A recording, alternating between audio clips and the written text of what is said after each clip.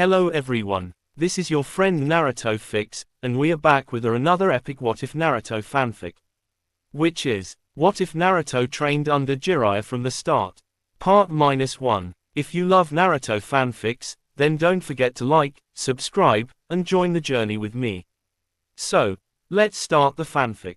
The night the Nine Tails attacked Konoha, the sky burned crimson. Minato and Kushina's sacrifice saved the village, but their son's fate was written in sorrow. When the third Hokage took baby Naruto into his arms, he felt the weight of prophecy, but this time, fate too. A different turn. As Hiruzen prepared to place the newborn in the care of the orphanage, a familiar voice echoed from the shadows. Greater than, you're not giving him away, old man. Jiraiya stepped out from the darkness, his white hair glinting under the moonlight, his eyes sharp and unyielding. I failed Minato once, he said, his tone heavier than any jest he had ever spoken. I won't fail his son too. Hiruzen studied him quietly, then nodded. Then raise him well, Jiraiya. The child holds the future of this world inside him. Quote, answer, from that night onward, Naruto Uzumaki grew not in loneliness, but under the watchful eye of the Toad Sage himself. A childhood of fire and freedom. Jiraiya didn't let Naruto stay in the village. He took the boy with him on his travels, believing that Konoha's hatred would only poison his heart. By the time Naruto could walk, he was already surrounded by toads and scrolls. He learned to meditate atop Gamakichi's head before he could even write his name properly. Feel the flow of nature, kid, Jiraiya would say, tossing him into a waterfall to learn balance. Naruto would sputter, cough, and yell. Greater than, you're trying to drown me, you old perv. And Jiraiya would laugh, but through every laugh, every bruised knuckle, and every sleepless night, something extraordinary happened. Naruto began to understand chakra far earlier than anyone ever thought possible. By the age of 7, he could summon a small toad without collapsing. By 10, he could hold a steady Rasengan, something even advanced shinobi struggled to master. But most importantly, he grew up not hating himself. He didn't know the village's whispers. He didn't feel the sting of the disgust. To him, the world was vast and full of adventure, because Jiraiya made it so. The first lesson of pain. When Naruto turned 11, Jiraiya brought him to Mount Myoboku for the first time. The toads watched curiously as the young blonde sat cross-legged, his face serious. Fukasaku approached. This one, he's got his father's eyes. Jiraiya nodded. And his mother's fire. But the sage of toads, old and wise, croaked gravely. Power without loss breeds arrogance. You must teach him what it means to feel pain, or he will never learn compassion. Quote, Jiraiya's eyes darkened. He remembered Nagato, Yahiko, Konan, the mistakes that haunted him. So he taught Naruto not just jutsu, but empathy. They visited war-torn lands. They fed orphan children. They rebuilt homes destroyed by rogue shinobi. Naruto saw the broken world his parents died to protect. And in those faces, hungry, desperate, afraid, he found purpose. Greater than, when I'm strong enough, he said one night, looking at the stars, I'll protect everyone. No one should feel alone. Jiraiya placed a hand on his shoulder. Then you'll have to be stronger than anyone, even me.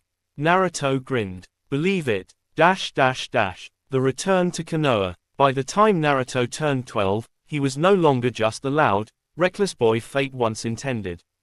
He was a warrior molded by pain, compassion, and relentless discipline. When he and Jiraiya returned to Konoha for the first time, the guards almost didn't recognize him. His chakra radiated like the sun, steady, pure, immense. He walked through the village not as a pariah, but as a mystery. Whispers followed him. Is that the fourth son? No, impossible. Who's that kid with the white-haired Sannin? Naruto ignored them. He didn't care. He had seen enough of the world to know what mattered. When he entered the ninja academy, Iruka was stunned. The boy who should have been the class clown was instead a quiet storm, confident but humble. During sparring, Naruto's movements were a blur. When Mizuki tried to taunt him, Naruto smiled and said, "You talk too much." And when Iruka asked him what his dream was, Naruto answered calmly, Greater than, to become a Hokage who understands the world, not just the village. Quote, Jiraiya, watching from the doorway, smiled proudly. The prophecy was already changing. The hidden truth. That night, Jiraiya met with the third Hokage in secret. You've raised him well, Hiruzen said. He's everything Minato hoped he'd be. But Jiraiya's face was troubled. There's something else. The seal, it's changing. Hiruzen frowned. Changing. Jiraiya nodded. Kurama, the Nine Tails, isn't just sealed inside him anymore. The boy's chakra is syncing with it. They're blending. Is that dangerous? Not yet, Jiraiya said. But if Naruto ever feels true despair, the balance could break. Hiruzen sighed. Then we must ensure he never walks that path. Quote, Jiraiya smirked faintly. He's my student, old man. He'll walk through hell with a smile before he gives up. The test of fire. Soon after, the Chunin exams were announced. Naruto entered with confidence, alongside a new team, Sakura, Sasuke, and Kakashi as their leader. This time, he wasn't the weakest. He wasn't chasing anyone. He was the fire that pushed them all forward. During the Forest of Death, when Sasuke was paralyzed by Orochimaru's killing intent, Naruto stood his ground, his chakra blazing gold. Get away from my team, he growled. Orochimaru's eyes narrowed. That chakra, impossible. You're the Nine Tails brat. Naruto grinned. And you're the snake I'm gonna crush. A clash erupted, Rasengan against Serpentine Fury. The forest shook, trees splintered, and Orochimaru was forced to retreat, laughing. Greater than, so, Jiraiya's pet has claws after all. When the dust settled, Sasuke stared at Naruto with something between awe and jealousy. Naruto extended his hand. We're teammates, remember. We rise together. For the first time, Sasuke took it. The beginning of the storm. As the exams continued, Naruto's reputation grew. He wasn't the underdog anymore, he was the prodigy of legends. But fame brings its own shadows. In the dark corners of the village, Danzo watched. The Nine Tails host is becoming too powerful, he whispered. If he continues down this path, no one will control him, not even the Hokage. Quote, Jiraiya felt the eyes on them. He knew Konoha's fear hadn't vanished, it had only changed its shape. One night, he warned Naruto. The world will never stop testing you, kid. The stronger you become, the more they'll doubt you. Quote, Naruto looked up, eyes steady.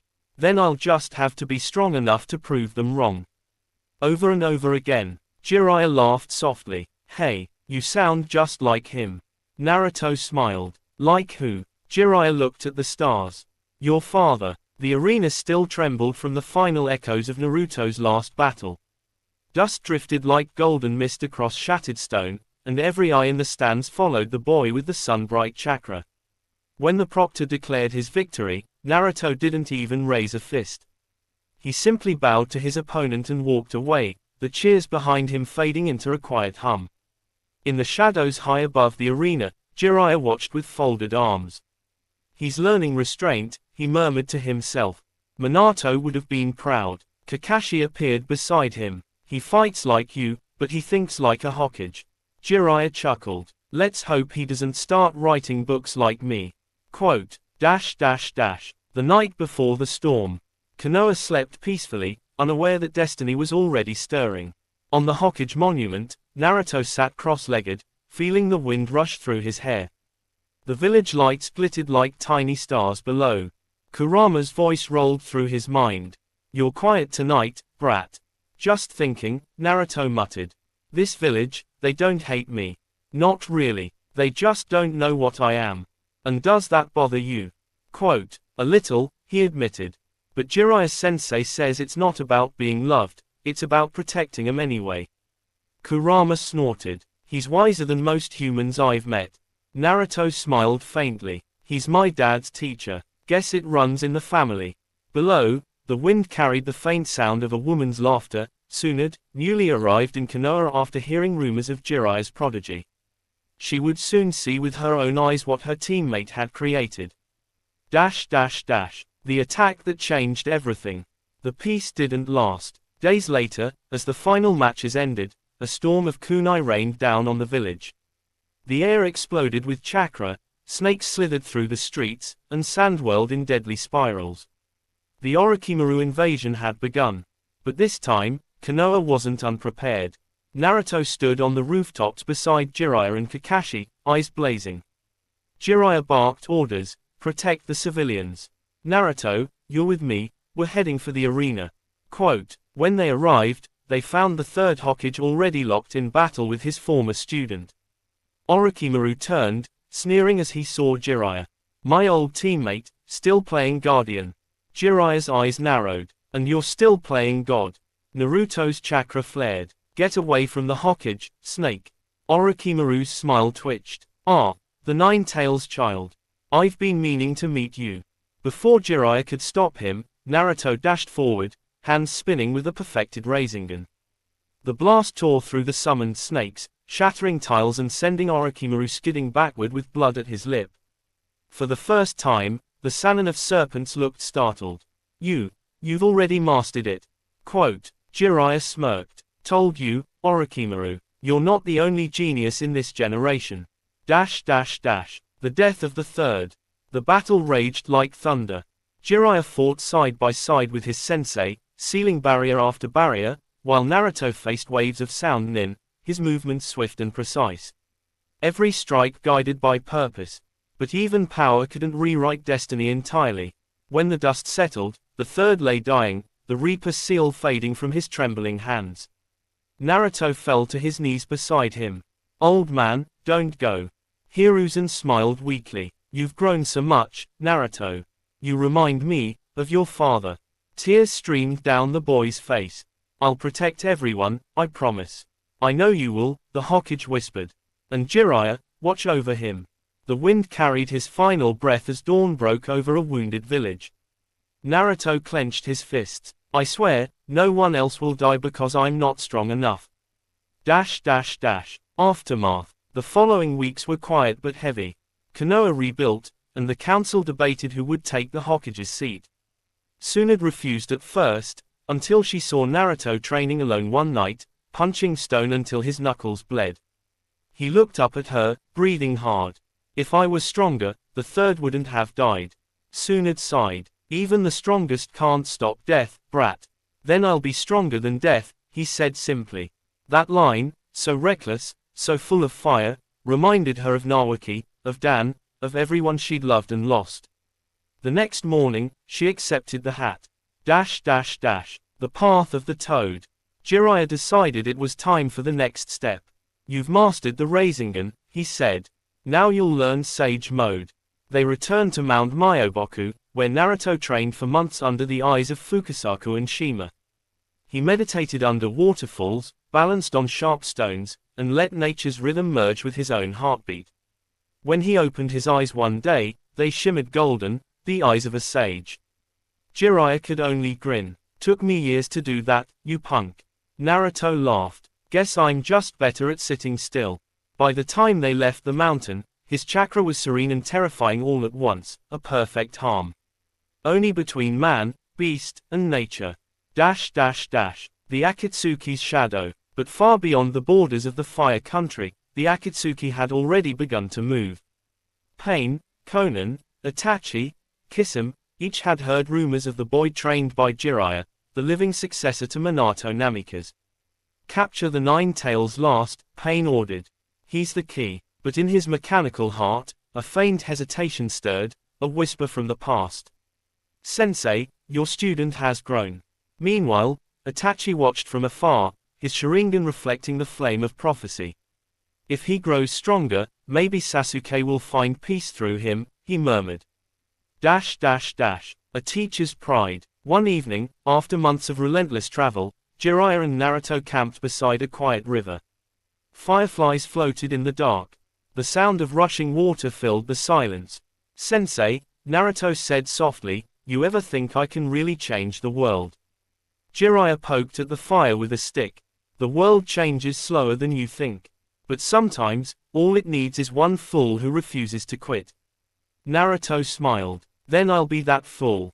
Jiraiya chuckled. "Hey, you already are." They sat in silence for a long while, the master watching his student, realizing with quiet awe that the boy had already surpassed him, not just in skill, but in heart. The return of shadows. News reached them soon after. Gaara, the Kazekage, had been taken. Without waiting for orders, Naruto and Jiraiya moved. They reached Sunagakure faster than any messenger. There, Naruto faced Akatsuki for the first time. Deidara sneered. "So this is the Nine-Tails kid, huh?" Naruto's expression was calm. "And you're the guy who's gonna regret coming here." The battle lit the desert in gold and crimson. Rasengan met explosive clay, Sage Mode met art of destruction. Jiraiya watched, proud and terrified, as his student danced with death, precise, unyielding, unstoppable. When the dust cleared, Deidara fled, half-conscious, and Gaara lay rescued in Naruto's arms. "Don't die, Gaara," he whispered. "You're not alone anymore." Gaara's eyes fluttered open, and for the first time, he smiled. The whisper of fate. That night, Jiraiya stood outside their inn, staring up at the stars. He felt a strange pull, destiny shifting again. When Naruto joined him, silent, Jiraiya finally spoke. "There's something I've been avoiding," he said. "I have to confirm a rumor about Akatsuki's leader." Quote, Naruto frowned. "I'm coming with you." Jiraiya shook his head. "No, kid. This one's my past. You stay and protect the future." Naruto's jaw tightened. "Sensei." Jiraiya placed a hand on his shoulder. "You're ready, Naruto. You've already surpassed me. Then why do you sound like you're saying goodbye?"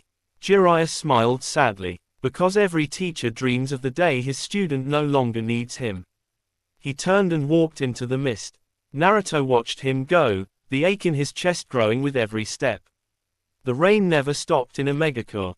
It fell endlessly, a gray curtain that washed over steel towers, reflecting a world that had forgotten warmth. Jiraiya walked through the narrow alleys of the hidden village, the hood of his cloak dripping, his heart heavy. Every shadow whispered memories, a student's laughter, a promise, a dream of peace that had withered into something unrecognizable. He wasn't here as the Toad Sage today. He was here as a man who had failed his pupils. The Rain Village. The guards at the gate didn't stand a chance. A single hand sign, and Jiraiya was gone from sight, reappearing behind them, his movements calm and precise. He left them alive. He wasn't here for blood. He was searching for Nagato, Yahiko, and Konan, the orphans he had once taught. But deep inside, a voice whispered the truth he didn't want to hear. Greater than they aren't the same anymore. None of them are. He moved through the corridors, sealing doors behind him, his chakra masking his presence even from the rain itself. But the moment he stepped into the main chamber, he felt it, the oppressive weight of a godlike chakra. Pain sat upon a mechanical throne, 6 bodies arranged in perfect symmetry. Jiraiya froze. His breath hitched. Nagato. Pain's eyes opened. The Rinnegan gleamed like twin storms.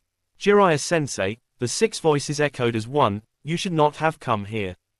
Quote, The fall of the master.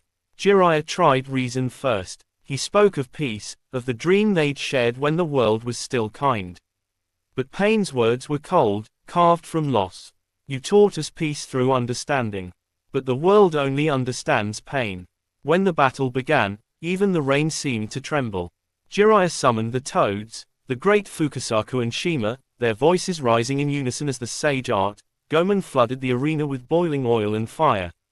But the 6 paths counted with divine precision, the Deva path manipulating gravity, the Asura path unleashing metal limbs and rockets that shattered stone. The fight lasted minutes that felt like lifetimes. For every strike Jiraiya landed, 2 more came back. He fought with everything he had, not as a ninja, but as a teacher clinging to his last hope. When one of the Pain bodies fell, Jiraiya saw a familiar face. Yahiko's body. The shock froze him, and in that single heartbeat of hesitation, 3 black rods pierced through his chest. Blood spilled into the rain. But Jiraiya smiled through the pain, one final thought blooming like a flame. Greater than he's still my student, maybe Naruto can reach him where I couldn't. With his last strength, he carved a message into a toad's back, a code only Naruto could decipher. Then he let himself fall into the endless rain, whispering, "The real one isn't among them." Quote, "The rain carried him away, teacher, wanderer, dreamer, swallowed by the village he had once called home." The message. Back in Konoha, the sky darkened as if the heavens themselves mourned. A messenger toad appeared before Naruto, eyes filled with sorrow. He reached out instinctively, and as the toad's mouth opened, a single scroll fell into his hand. He unrolled it, and froze. The words were smeared with blood. The last line burned in his mind. Greater than Naruto, the child of prophecy will either save the world, or destroy it. Believe in yourself. You're the key. Naruto's hands trembled. No. Tsunade stood nearby, her eyes wet but firm. He died as a shinobi. He died proud of you. But Naruto's heart shattered. For years, Jiraiya had been his world, his father, his teacher, his guide. And now, that warmth was gone. He stumbled out into the rain, collapsing under a tree, his fists clenched so tight his knuckles bled. Kurama's voice rumbled inside him. "You're not the only one who's lost someone. Get up." "I can't," Naruto whispered. "You can. Because if you don't, his death means nothing." Those words hit deeper than any wound. Naruto screamed, not in rage, but in pain that split the storm apart. The awakening. When he rose, something inside him had changed. He wasn't the same loud, brash boy anymore. His gaze was colder, his resolve unshakable. Tsunade handed him Jiraiya's old notebook, the one filled with unfinished stories and dreams. He opened the last page. It was blank, waiting to be written. Naruto closed his eyes. "Then I'll finish your story, Ero Sennin." From that day forward, his training became merciless. He returned to Mount Myoboku, demanding to master every secret of Sage Mode, faster, stronger, better than before. Fukasaku warned him, "This power can consume you." Naruto simply said, "Then I'll let it, if it helps me protect them." Weeks passed. His meditation deepened. His chakra grew steady as the wind, heavy as the earth. And one morning, when he opened his eyes, the world shimmered with life. He had become a true sage, the fusion of human spirit and nature itself. The return of the storm. While Konoha rebuilt its hope, darkness gathered beyond the horizon. Pain and Konan descended upon the village, cloaked in thunder and vengeance. The attack came swift, buildings crumbling under gravitational waves, shinobi scattered like leaves in a storm. When Tsunade tried to stand against him, Pain looked down coldly. "I seek peace through pain," he said. Tsunade spat blood. "Then you'll find neither here." Just as the final blast was about to strike the Hokage residence, a flash of orange and gold tore through the clouds. Naruto landed in the center of the crater, cloak fluttering, toads at his side, eyes burning with the calm fury of a storm reborn. "Pain," he said quietly, "I'm the student of Jiraiya. You killed my master, and now, I'll show you what his teachings really meant." Quote, The Battle of Gods. The fight was unlike anything Konoha had ever seen. Pain's almighty push met Naruto's sage-enhanced Rasengan. Shockwaves tore through the sky, cracking stone and lightning alike. Each move Naruto made carried Jiraiya's memory, every Rasengan a tribute, every dodge a whisper of the old man's training. When Pain's gravity crushed him into the ground, Naruto broke free, roaring. "Jiraiya believed in me, and I believe in his dream." He shattered the Deva path with a single Rasen shuriken that lit the sky white. Then he followed the chakra trail, deep into the ruins, to the true Nagato. The legacy of a teacher. When Naruto stood before Nagato's fragile body, he didn't draw a weapon. Instead, he spoke, softly, fiercely, about Jiraiya's dream, about peace, about pain, about never giving up. For the first time, Nagato's eyes flickered, a faint spark of the boy he once was. "Maybe, Jiraiya-sensei's hope wasn't wasted," he said quietly. With trembling hands, he performed the samsara of heavenly life technique, sacrificing his own life to restore the lives he had taken. As the light faded, Naruto knelt beside him and whispered, "You kept your promise too, sensei." The village that believed again. When Naruto returned to Konoha, carrying Nagato's body, the villagers gathered silently. The boy they once ignored was now their savior, the living proof of Jiraiya's dream. Tsunade met him at the gate. He'd be proud of you, Naruto. He smiled faintly. He already is. I can feel it. Later that night, under the stars, Naruto stood at Jiraiya's memorial stone. He placed the old notebook at its base. Your story's finished, he whispered. But mine's just starting. The wind carried his words into the sky, merging with the rustle of leaves, as if the world itself had heard and smiled. What if Naruto trained under Jiraiya from the start? Part 1 continued. The village stood in quiet awe. The evening wind brushed through the broken streets of Konoha, carrying the scent of dust and rain, remnants of the battle that had nearly erased them. Everywhere Naruto walked, people stopped.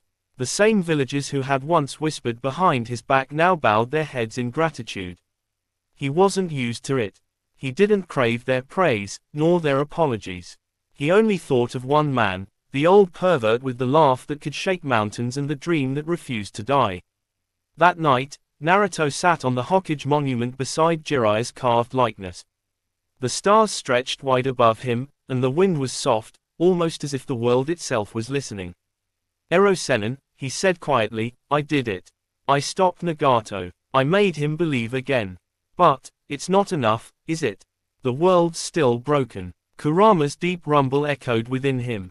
The world has always been broken, brat. The difference is, now, it listens to you. Naruto smirked faintly. Then I'll make it listen to peace. Quote, he gazed at the horizon. Somewhere out there, the Akatsuki still moved in shadow. Somewhere, Sasuke was wandering alone on a dark path. And somewhere beyond all that, destiny waited. The bonds of fire. Tsunade recovered from her coma slowly, her eyes softening each time she saw Naruto train. He changed, his energy was quieter, his words sharper, his heart older. Your chakra feels different, she said once, watching him spar with Kakashi. It's steadier, calmer. Naruto smiled faintly. Guess I'm finally learning patience. Kakashi laughed under his mask. And here I thought that was impossible. But beneath that light tone, everyone knew, Naruto wasn't the same boy anymore. He carried the pain of loss and the burden of hope all at once, a paradox only those chosen by fate could bear. Jiraiya's dream hadn't died, it had simply changed hands. The council's decision. Months later, the council gathered in secret. The Fourth Great Ninja War was no longer a distant rumor. The Akatsuki had been collecting the remaining tailed beasts, and fear spread like wildfire. Danzo stood, his single visible eye cold. We must use the 9 tails as a weapon. Tsunade slammed her fist down, shattering the table. Over my dead body. Naruto isn't a weapon, he's the hope Jiraiya left us. Danzo's gaze flickered. Hope doesn't win wars. Quote, before the argument could rise again, the door opened. Naruto stepped in, his cloak fluttering, his presence calm yet commanding. You're wrong, he said. Hope doesn't win wars, people who believe in it do. Quote, even Danzo, with all his years of deception, felt the air shift. Naruto wasn't just another shinobi anymore. He was becoming what the world needed, a leader born from pain, molded by love. The journey beyond nations. Tsunade entrusted him with a new mission, to travel beyond the borders, forging alliances before Akatsuki could tear the nations apart. And so Naruto left Konoha once more, accompanied by Kakashi, Yamato, and a small team of loyal shinobi. Their first stop was Kumogakur, the Cloud Village, stronghold of the 8 Tails. The Raikage was skeptical. You expect me to believe in peace? My brothers hunted like prey by the same organization that killed your master. Quote, Naruto met his gaze without flinching. That's why we have to fight together. For a long moment, silence. Then, the Raikage's scowl softened just a fraction. You speak like a Hokage, boy. Naruto smiled faintly. Not yet, but someday. Over time, his words spread like wildfire, across cloud, sand, stone, and mist. Wherever he went, he spoke not with politics, but with heart. He fought bandits to protect farmers, healed children with chakra, rebuilt shrines in ruins, every act whispering the same message. We don't have to live in hatred. And slowly, nations began to listen. The return of shadows. But peace always casts the longest shadow. In the depths of a forgotten hideout, Obito Uchiha watched Naruto's growing influence through a crystal mirror. Just like Minato, he muttered bitterly. Always reaching for light, Zetsu chuckled. And just like his father, he'll die reaching for it. Obito's mask glimmered faintly. Not yet. Let the world love him first, it'll make his fall all the more painful. Quote, far away, in another realm of twisted trees and whispering souls, Madara stirred, his eyes opening slowly. Jiraiya's student, he walks toward the end without knowing it. His voice echoed like thunder, then let the age of peace be built on his grave. Quote, the meeting of rivals. Meanwhile, Naruto's journey led him to the Valley of Clouds and Lightning, and there, standing beneath the misty cliffs, he found him. Sasuke, his old friend, his rival, his shadow. They didn't speak at first. The air was too thick with memories. Sasuke turned finally, the Mangekyo spinning slowly in his eyes. You've gotten stronger. Naruto shrugged. Had a good teacher. Jiraiya, Sasuke said quietly. I heard about him. He didn't deserve that death.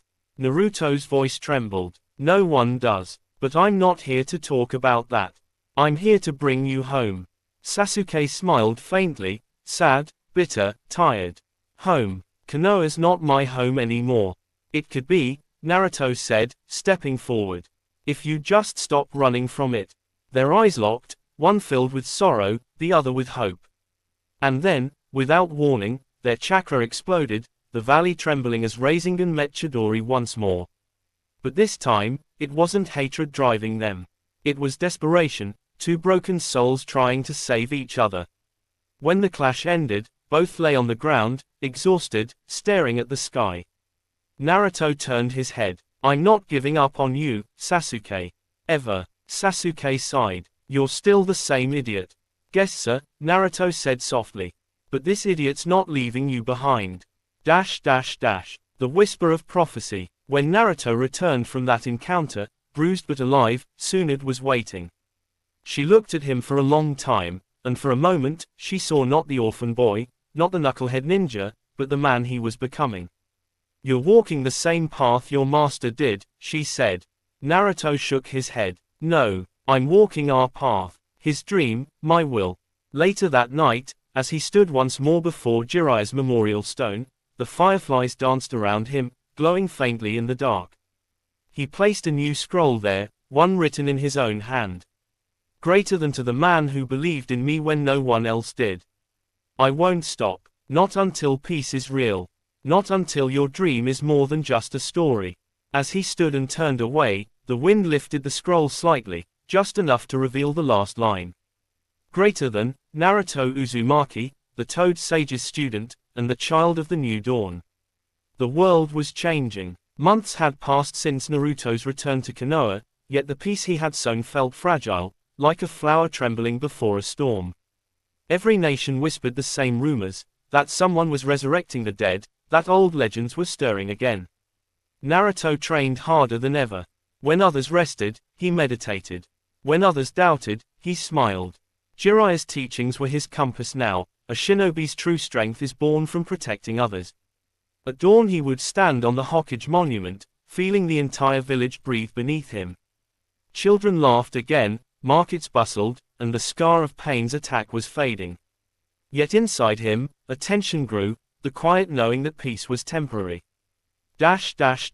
A message from the clouds. One morning, a messenger hawk landed before Tsunade's office. The scroll bore the seal of Kumogakur. The Akatsuki have captured the Eight Tails host, the Raikage wrote.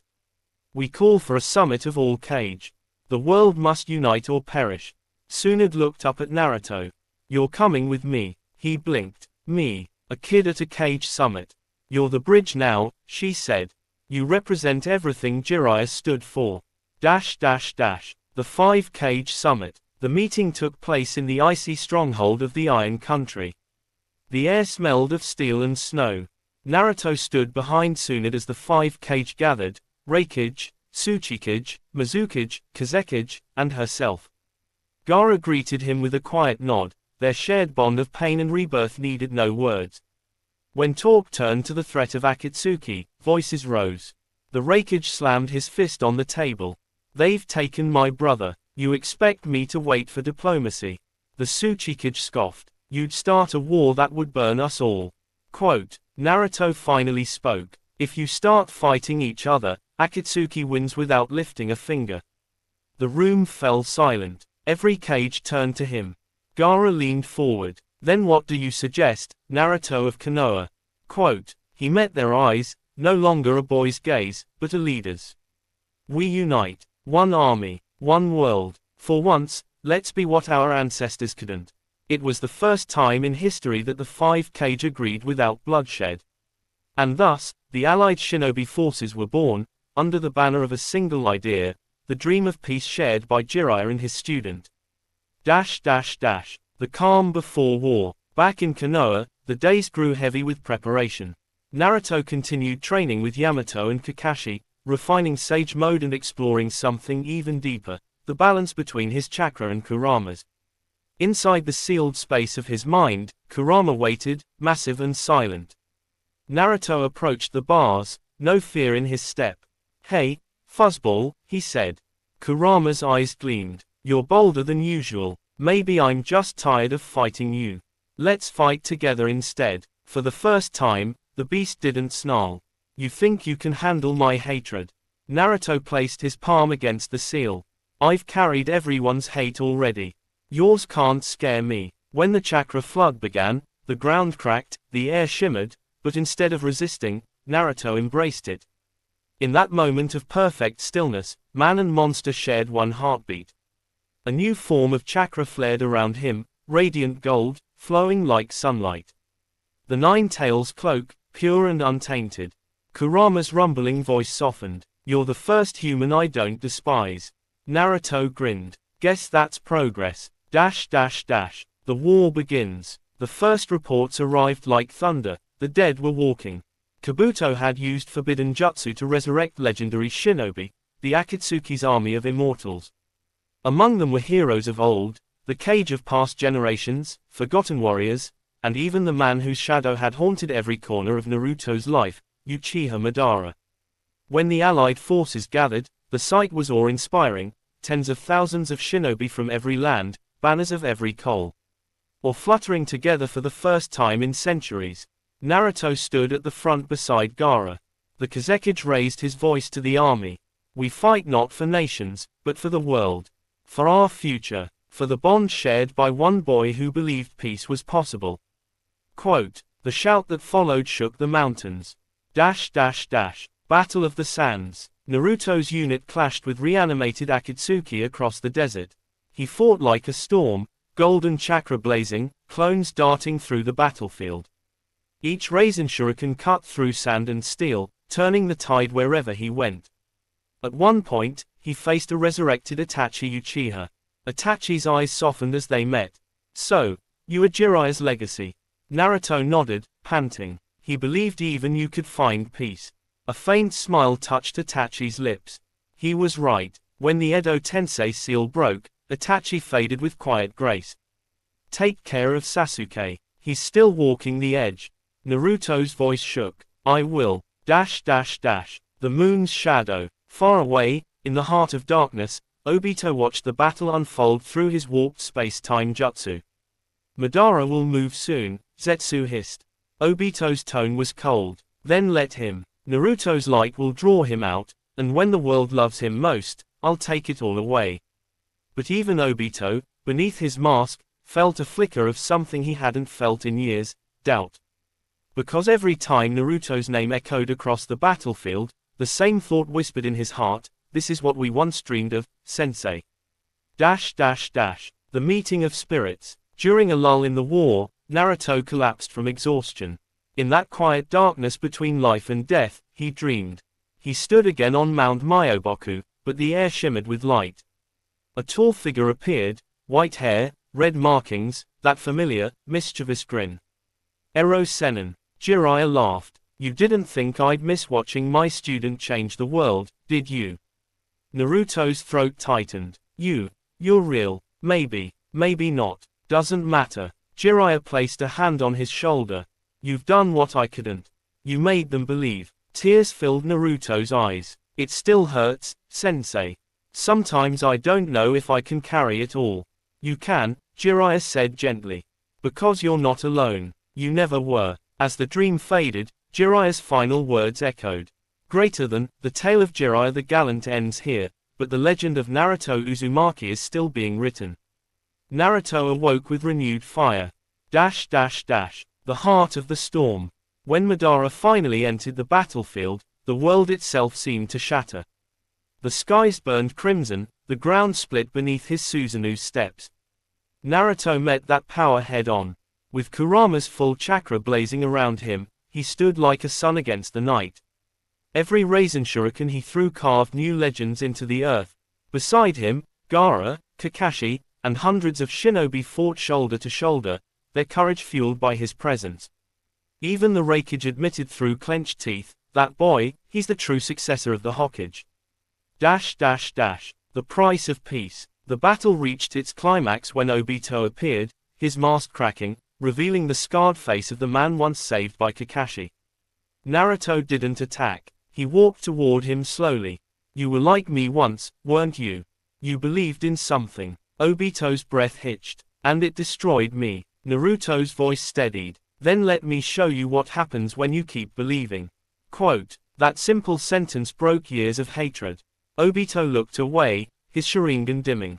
You really are your master's legacy.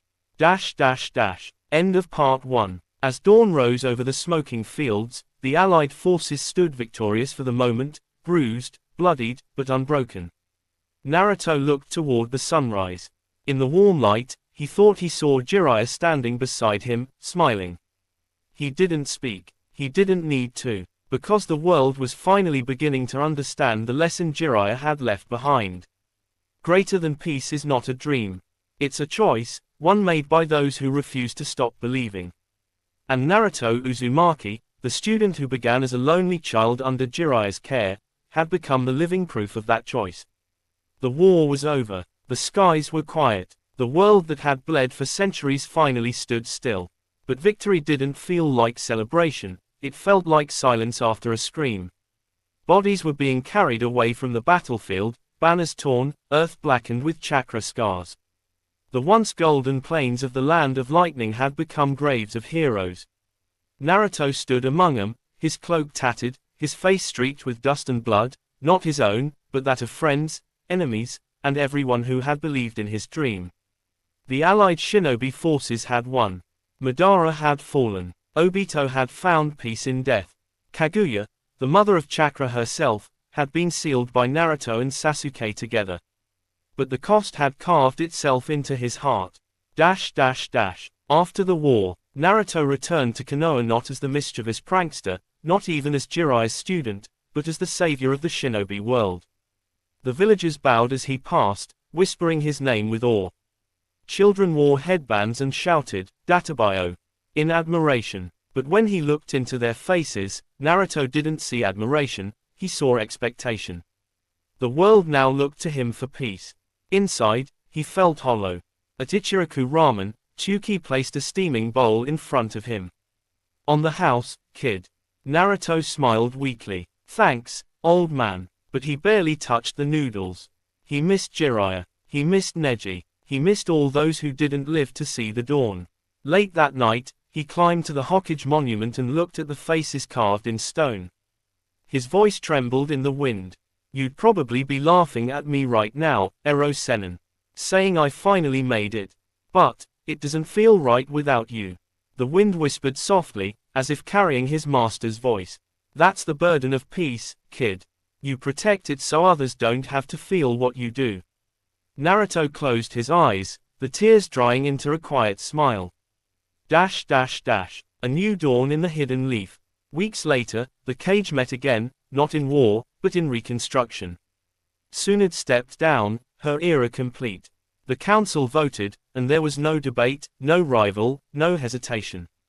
Naruto Uzumaki was named the sixth Hokage. As he stood before the crowd, the Hokage cloak fluttering behind him, he felt the warmth of the entire village pressing against his heart. I used to think being Hokage meant people would finally notice me, he said to the cheering crowd. But I know now, it's about noticing everyone else first. The strong, the weak, the forgotten, everyone deserves peace. That's my promise. From the shadows, Kakashi smiled. Iruka wiped his eyes, and in the breeze that carried the scent of rain and ramen, Naruto could almost feel Jiraiya's proud H. And ruffling his hair. The village of Bonds. Under Naruto's leadership, Konoha changed. He built a training academy that accepted orphans from every nation, mist, stone, sand, cloud, calling it the Academy of Bonds.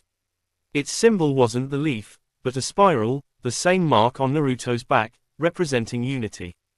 He brought back the wandering ninja who had been labeled rogue but wanted redemption. Some villagers protested at first, "You're bringing criminals into Konoha." But Naruto's words silenced them all. Greater than, everyone deserves a second chance. I'm standing here because someone believed that about me. Even Gaara sent teachers from Suna to help. The 5 villages were no longer rivals, but branches of one great tree, the Shinobi Alliance of Nations. Children of different headbands laughed together. Missions were shared. Rivalry became friendship. The world was changing, finally, truly changing. The shadows that remain. But peace never comes without ghosts.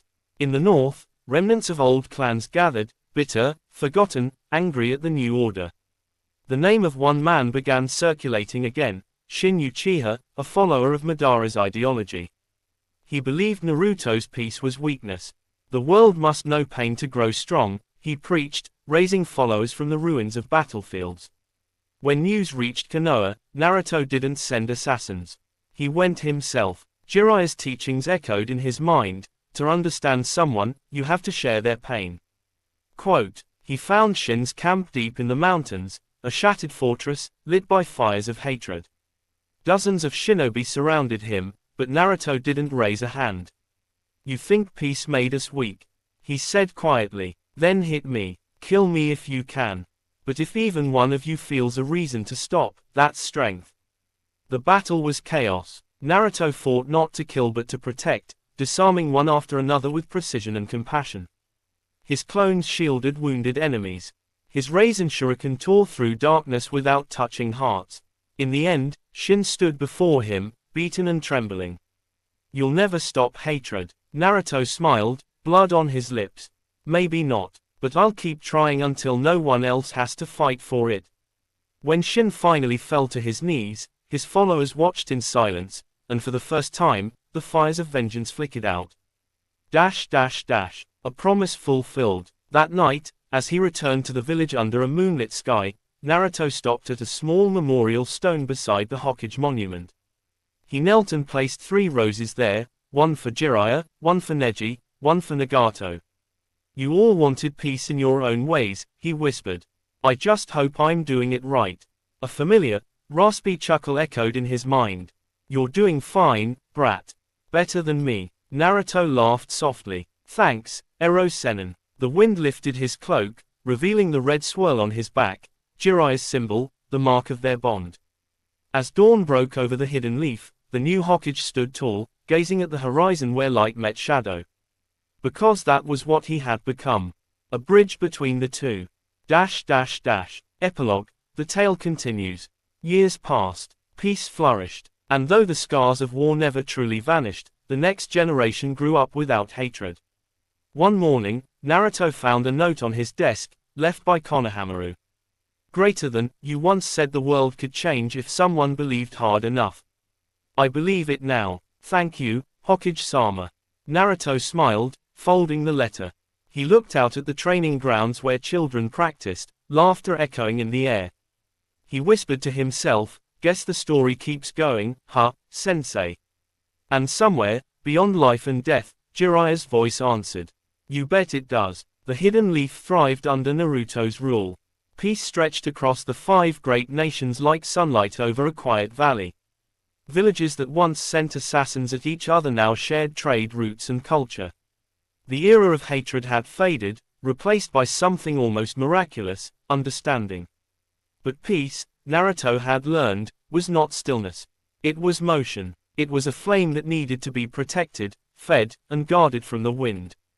And even in paradise, shadows lingered. The growing world. Konoha had changed. Towering buildings stood where rubble once lay. The streets buzzed with laughter, filled with merchants, travelers, and even children from other nations who studied at the Academy of Bonds. The next generation grew fast: Sarada, Boruto, Mitsuki, and dozens of others, each carrying pieces of their parents' legacies. Naruto treated them all like his own, guiding them with the same warmth that Jiraiya once showed him. He was a Hokage who didn't sit behind paperwork all day. He walked the village every morning, greeting civilians, visiting the market, patrolling the gates. His shadow clones often filled the office while he went to teach the children about ninjutsu, teamwork, and compassion. When Konohamaru once joked, "You're the busiest Hokage we've ever had," Naruto just laughed. "Maybe," he said, "but if I don't walk among them, how will I know what they need?" The hidden rift. As time passed, cracks began to appear beneath the peace. Trade between nations flourished, but power imbalances grew. Smaller villages that weren't part of the allied nations felt ignored, left behind. Rogue groups began to rise again, not for destruction, but for recognition. They called themselves the Ashen Brotherhood, claiming that Naruto's alliance had turned the shinobi world into a single empire ruled from Konoha. Their leader was a man named Reason, a former Leaf Jonin who had vanished years ago. He had once admired Naruto, but war and politics had hardened his heart. "Peace built on one man's dream isn't peace," Reason declared. "It's control." At first, Naruto didn't believe the reports. But when a convoy from Suna was ambushed, and the attackers left a message carved into the sand, "The flame of the old world will return," he knew the time for diplomacy had come again. The silent journey. Naruto didn't send Anbu or the allied forces. He went himself, disguised in a cloak, with only two companions, Kakashi and Yamato. The journey took them beyond the borders of the great nations, into forgotten lands where the chakra trees no longer grew and people lived by superstition and survival. They reached a crumbling fortress hidden in a valley of ash. The air was dry, the sky stained gray with smoke from underground forges. Reason awaited him, standing on a stone platform. His cloak bore the spiral of the Uzumaki, burned and inverted. "So it's true," Reason said coldly. "The hero of the world walks among us." Naruto's eyes softened. "I didn't come as a Hokage. I came as someone who knows what it means to be forgotten." Reason's expression twisted. "Then you should understand. You saved the nations, but you left us to rot. Our families starved while your village prospered." The men around him shouted in rage, their chakra flaring. Naruto didn't flinch. "You think I wanted this?" he said quietly. "I fought so no one would have to suffer again. But peace doesn't happen overnight, it needs time, and hands willing to build it." Reason clenched his fists. "Then show me. Fight me. If your peace is real, prove it with your life."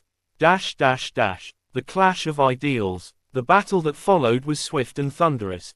Reason moved like lightning, his chakra burning violet, a unique Kekkei Genkai that manipulated sound waves into blades of resonance. Every swing shattered stone and air alike. Naruto countered with speed and precision, golden chakra flickering as Kurama's energy wrapped around him. The battlefield glowed with flashes of light and dust, Raisin Shuriken meeting resonant waves in explosive bursts. But Naruto wasn't fighting to win. He was fighting to reach. When Reason lunged for the final blow, Naruto caught his wrist, forcing their eyes to meet. "You're strong. Strong enough to protect people instead of destroy them. You could help me rebuild the lands you say I've forgotten." Reason hesitated. "You would trust me?" Naruto smiled, the same smile that once melted pain and rage alike. "Jiraiya Sensei once trusted a boy who nearly destroyed the world. If he could do that, I can trust you." The words struck deeper than any jutsu. Reason dropped to his knees, shaking. "I wanted to hate you, but you really are him. The man who never gives up." Naruto placed a hand on his shoulder. "Then stop hating and start helping." The flame rekindled. Weeks later, Reason stood before the Konoha Council, not as a prisoner, but as an ambassador. He spoke on behalf of the small, neglected lands beyond the 5 great nations, and Naruto listened. Together, they formed a new organization, the Ember Pact, dedicated to rebuilding the forgotten villages, restoring education, and spreading the Alliance's prosperity across the world. Kakashi would later joke, "You've gone from Hokage to world president, you know that." Quote, Naruto just grinned. Nah, just a guy trying to make his master proud. And in his heart, he could hear Jiraiya laughing somewhere in the clouds. A new dream. That night, Naruto stood alone atop the Hokage monument once more. The moonlight painted the village silver, and the wind carried faint echoes of distant laughter. He looked at the faces of the previous Hokage, Hashirama's warmth, Minato's calm, Tsunade's strength, and whispered, "I finally understand what you all were fighting for. Not fame, not power. Just this, a world where kids can grow up without hate." Kurama stirred inside him, his deep voice breaking the silence. "You've come far, Naruto. The world's quieter now. Maybe I can finally sleep." Naruto chuckled softly. "You snore too loud to sleep peacefully, furball," says the human who talks in his dreams. They both laughed, the kind of laughter that only comes after surviving everything. Legacy of the Gallant. Years later, the world would remember this era as the golden age of bonds, a time when one man's compassion bridged centuries of hatred. And in every corner of the shinobi world, from the sand dunes of Suna to the misty cliffs of Kirigakure, stories were told of a ND Hokage who could tame monsters, forgive traitors, and make even gods bow through kindness. But if you asked Naruto himself what his legacy was, he'd smile and say, "I just kept my promise. I told my sensei I'd change the world, and I think I did." Quote, End of Part 1. The winds carried his laughter across the mountains and seas, over the world he had healed, and into the realm of spirits, where a white-haired man with a toad-shaped grin waited, writing one last line in his notebook. Greater than, the tale of Jiraiya the Gallant, continues through his student, Naruto Uzumaki, the man who taught the world to believe again. Years passed, like leaves drifting across the wind. The hidden leaf had become a beacon. Its towers shimmered under the sun, its markets pulsed with life, and its people thrived in a harmony unseen since the founding of the villages. For the first time in generations, children grew up without fear of war. Yet as Naruto stood atop the Hokage monument, watching the sunrise, he felt something shifting, not in the world, but within himself. Peace, he realized, was like fire. Beautiful, fragile, and always hungry for fuel. The whisper of dissent. It began small, a rumor, a spark. In the far eastern lands, once outside the Alliance, villagers had started rejecting the shinobi code. They claimed that the Five Nations peace had become a kind of silent tyranny, where smaller lands were forced to follow rules they ever chose. The leader of this new rebellion called himself Daisen, the Shadow Sage. Once a disciple of the Sanin's era, Daisen had studied under Orochimaru before vanishing into the void of the post-war world. He resurfaced now, leading a movement called the Order of Rebirth, whose creed was simple and dangerous. Greater than, the cycle of peace and war must end, even if it means burning both. Their banners bore a broken spiral, an inverted Uzumaki crest. The symbolism didn't escape Naruto. He gathered his council, Kakashi, Shikamaru, Gaara, and Sakura, and spread a map across the Hokage table. "This isn't just rebellion," Naruto said quietly. "It's philosophy. He doesn't want to fight me, he wants to replace me." Shikamaru frowned. "A man that cunning doesn't use swords. He uses ideas." Naruto nodded. "Then I'll face him with mine." Journey to the east. Against the protests of his advisors, Naruto chose once again to go himself, alone, save for his own clones. He traveled by night, through forests and ruins, through rivers that whispered the ghosts of his past. Every village he passed bore signs of Daisen's influence, abandoned shinobi posts, symbols painted on walls, and people who looked at him not as a hero, but as a memory of power they no longer trusted. By the time he reached the borderlands, he found what Daisen had built, a city of glass and stone rising from the desert, powered by stolen chakra technology. It was a place without headbands, without cage, without rules. At its center stood Daisen himself, tall, silver-haired, eyes deep and calm, wearing a cloak of white flame. "I was wondering when the world's savior would visit," he said as Naruto approached. Naruto studied him carefully. You're using chakra tech stolen from the Allied labs. You've turned it into weapons. Daisen smiled faintly. Weapons? No. Tools of rebirth. You of all people should understand, life and death feed each other. You preach peace, but peace without pain breeds apathy. The world will forget you, Naruto Uzumaki. Naruto's voice hardened. Then I'll remind them, not with fear, but with hope. Philosophy of Fire versus Void. Daisen's chakra flared, deep, black, and soundless. It was like the absence of life itself. He lifted his hand, and the ground around him bent like rippling glass. This is the chakra of nothingness, the art of erasing existence. Orochimaru sought immortality, but I found something greater, release. Naruto formed a seal. Kurama, ready. Kurama's voice rumbled inside. I've been waiting for a fight like this. Golden light burst from Naruto's body, cloaking him in brilliance. The air shimmered, reality bending where life and death collided. Daisen's power devoured light, Naruto's power created it. Their first clash split the desert in two. The shockwave rolled across mountains. For hours, the battle raged, Raisin Shuriken clashing with spheres of void, sealing tags burning against forbidden sigils. Naruto's clones swarmed in waves, each destroyed only to reform from light itself.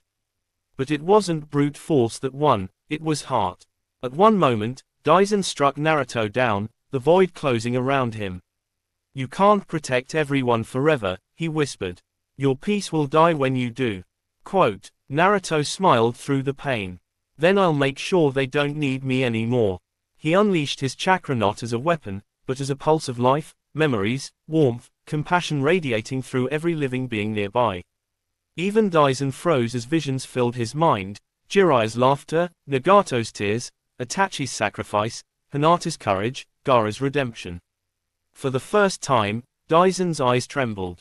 What is this? Naruto's hand touched his shoulder. It's everything we fought for. The world doesn't need another god, it needs people who remember what love feels like. The void shattered. Daisen fell to his knees, his power fading like dust in the wind. The weight of light. Naruto returned to Konoha weeks later, weary but alive. The world was safe again, but something had changed in him. His chakra burned lower, his steps slower. Kurama stirred in concern. You used too much. You've been giving away your life force for years, idiot. Naruto chuckled weakly. Guess I've been generous. He didn't tell anyone, not even Hinata, that he'd begun to feel faint when using chakra too long. He didn't want him to worry. Instead, he devoted his time to the next generation, to Boruto, Sarada, Mitsuki, and the countless new shinobi of the allied nations. He watched them grow, laughing, fighting, dreaming, just like he once did. And deep down, he knew his time was fading.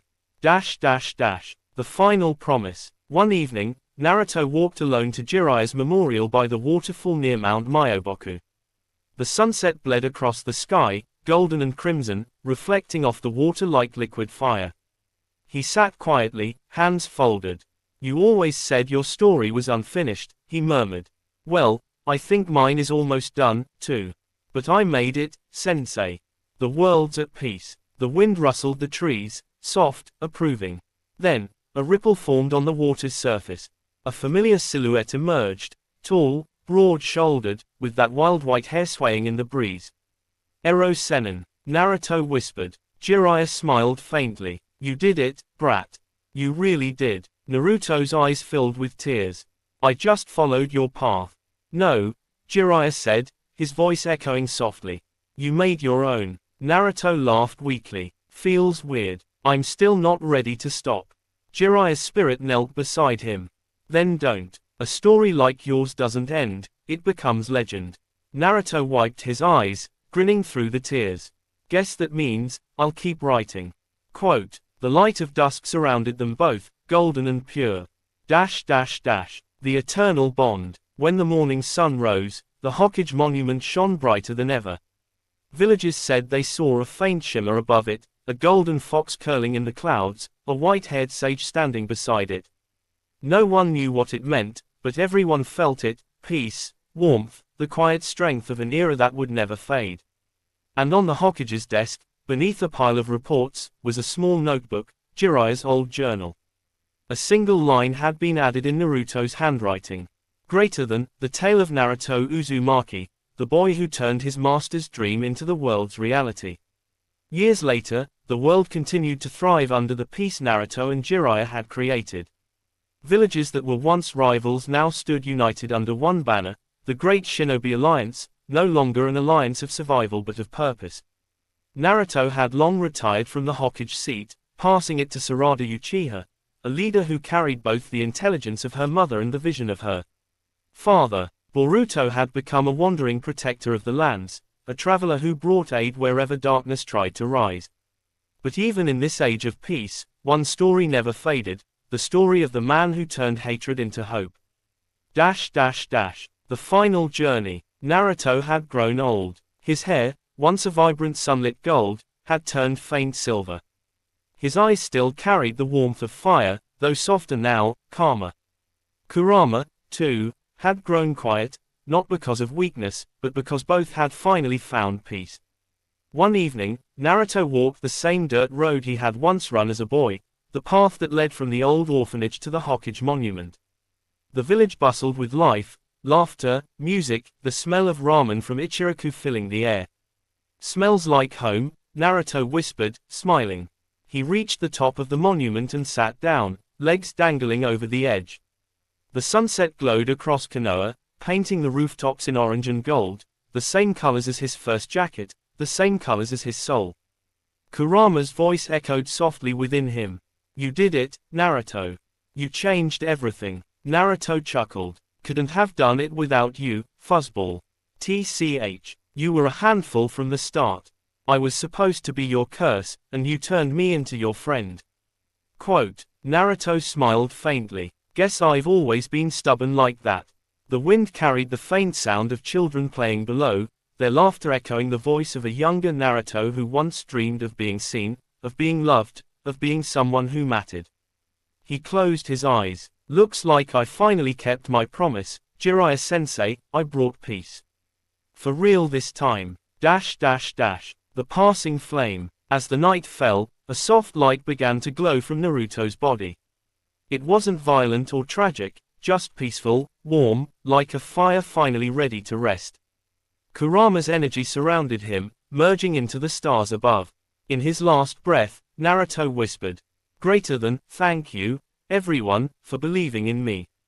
Quote. And the light faded. When dawn came, villagers found him sitting peacefully on the Hokage monument, smiling, eyes closed, the wind brushing through his hair. He looked content, as if simply asleep. The entire village gathered for his farewell. No tears were hidden that day, even the oldest shinobi wept openly. Across nations, people knelt, bowing their heads to the man who had rewritten the destiny of the ninja world. Legacy eternal. Years later, a festival was held every year in his honor, the Day of Fire, when children lit lanterns across Konoha's streets, sending them skyward with the dreams written inside. And every time those lanterns rose, people swore they could see a golden fox leaping among the stars, its tail swirling in flame, its eyes bright with joy. On the monument, beneath Naruto's carved face, someone had engraved words he once said as a child. "Greater than, I'll never give up. That's my ninja way." And below it, smaller words were later added, by Boruto himself. "Greater than, neither will we, Dad." Epilogue. The story never ends. Generations later, when people spoke of heroes, they didn't talk about gods or legends. They talked about a boy who was once hated, who grew up to love the very world that rejected him. They talked about Naruto Uzumaki, the orphan who found family in everyone, the fool who dreamed so big the world had to follow. And as long as the wall of fire burned, his name would never fade. Because even after life ends, stories like his live forever. If you enjoy this fanfic, then please like and subscribe my channel Narutofix 11 for more fanfic. Thank you.